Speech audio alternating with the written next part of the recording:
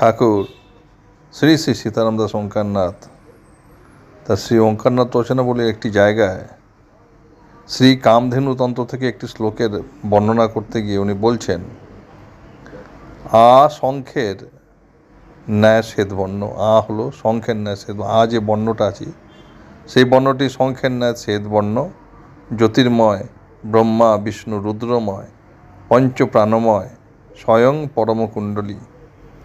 হলো শক্তি, শক্তিমান জড়িত মূর্তি। আর সূক্ষ্মপদের গমনের একমাত্র মন্ত্র ম।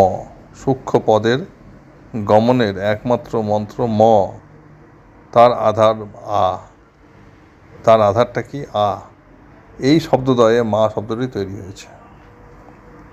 সূক্ষ্মপদের গমনের একমাত্র মন্ত্র ম আর আধার এই শব্দদ্বয়ে মা শব্দটি তৈরি হয়েছে।